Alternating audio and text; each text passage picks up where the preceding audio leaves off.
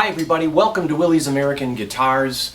Don't forget to like us because we like you and it's only fair.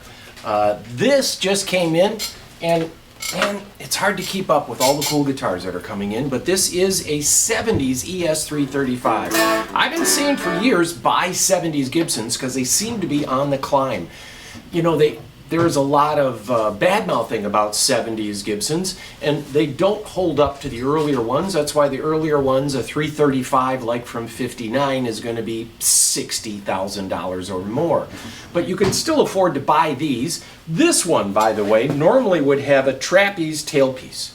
So a suspended tailpiece, you guys know, but it's had a stop tail added, and then at the same time they put in this Nashville bridge, which came about in about the mid-70s. Now, here's the thing, the serial numbers on these Gibsons are all mixed up. Gibson didn't follow much in the way of rhyme or reason. If they did, if there's some internal number thing, they didn't write it down and they didn't pass it along, so nobody really knows. But there are ways to tell early 70s guitars. The reason somebody might do this is because it adds more sustain. It sounds more like an electric guitar. The reason they did the trapeze piece is so it sounds more like an acoustic guitar. And so it loosens up the tension. This tightens up the tension and you get a little more bite out of the strings. How to tell an earlier one? When you're looking at the back of these, you can tell that these will have a volute right here, which is a triangular lump at the end of the neck. Honestly, these were cut on a lathe and then each one is sanded, so there isn't too much rhyme or reason, but here is a custom shop Larry Carlton ES-335, a copy of his 60s one, and it has no volute on the back. And they started this about late 1970. So up to 69, you would not have a volute. About 70, they would put a Made in USA stamp back here, as this one has here. So you have a volute. What happened in the late 70s is that they added this switch. This was, you know, Fender with their Jaguar and the Jazzmaster and even the Mustang had phase reversal switches. Gibson, who was very stoic and slow moving all through the 50s and 60s, finally got hip to electronics, and I say that with quotation marks, hip to electronics, and they added this switch on here. This came about 77. So if it doesn't have that, you can eliminate that it is a mid-70s to early 70s. Here's something that not many people know. There is a block that runs down all 335s, right? Everybody knows that. They're half solid body, half hollow body. So they really are great for playing acoustically backstage, and then you go to the gig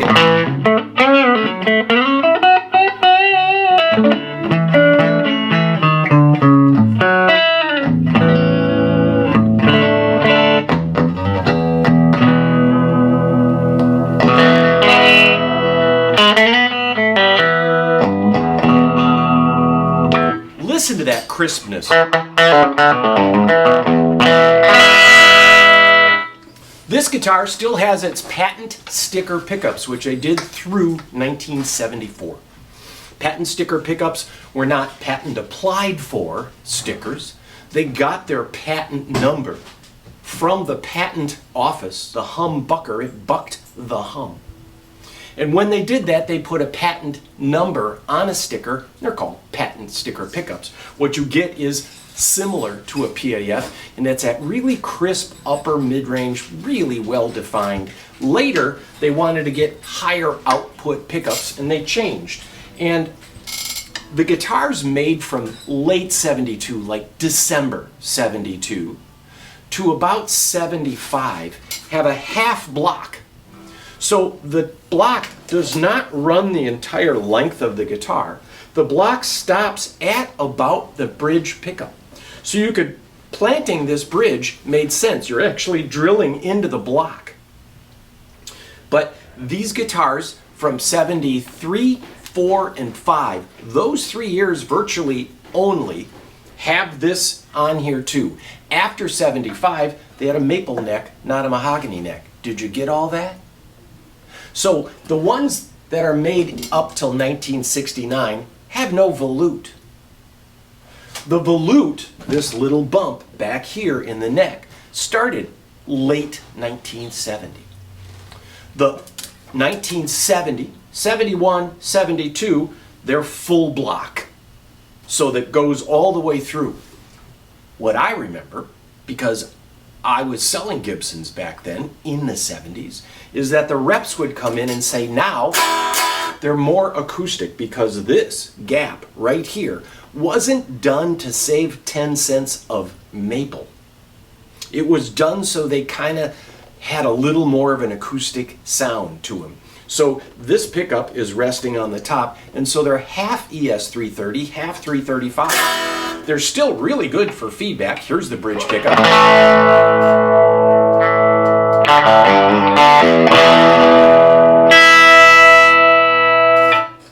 Good feedback protection. They do what they're supposed to do. You still get the sustain, more sustain than you would have a hollow body guitar, but these mid-70s 335s are interesting guitars. Now, I'm just going to take a second here. In 1969, CMI, Chicago Musical Instruments, who owned Gibson since the 50s, and ECL had a merger. In 69, ECL, which is the Ecuadorian Company Limited, ECL, they brewed beer in Ecuador. There's a lot of money in beer. Ask Anheuser-Busch. There's a lot of money in beer, so the Ecuadorian Company Limited merged with Chicago Musical Instruments. The president of ECL was Norton Stevens, and the president of CMI, Chicago Musical Instruments, was Maurice Berlin. And so they took the first initials of Norton Stevenson from ECL and Maurice Berlin, L-I-N, and they created Norlin. Norlin was a company, and then later, about 74, 75, they got rid of Maurice. Now, Maurice was well loved in the musical circles, but with Maurice from Chicago Musical Instrument out and the corporate daddies in, that's when a lot of changes happened. Bigger F-holes, bigger volutes on the back, maple necks, not mahogany, and certain other things. And they did that really to reduce the number of repairs. The maple neck to reduce necks breaking. As a corporation, they wanted to reduce the number of guitars coming back. So in 1975, they had maple necks, and this, though, is this mid-period. So it still has the patent stickers. That's probably the biggest thing you might be looking for, is the patent sticker pickups, because they now go for somewheres around $1,000 plus each in the marketplace.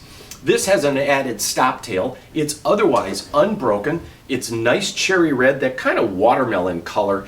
They still have nickel tuners. That's another clue for you, is these nickel cloisons. They started using chrome soon after 1975. This is a 74. It's got patent stickers. I'm playing through a 66 Princeton.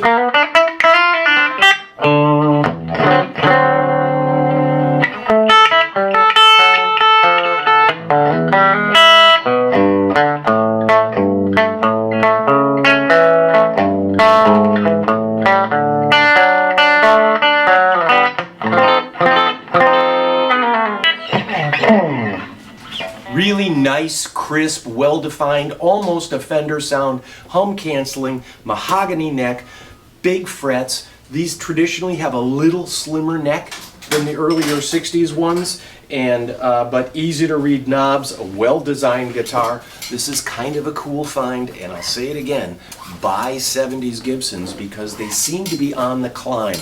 As 50s Gibson comes up, a rising tide lifts all boats. So remember, how to tell a mid-70s is that half.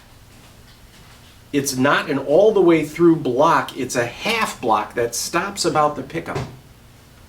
Well, it still has a mahogany neck. They went to a maple neck, back here, they went to a maple neck about 1975. Okay, so there you go. This is a quick tutorial and show off of this guitar. Now, I'll say this one more time. Don't forget to like us, because we like you. and it's only fair.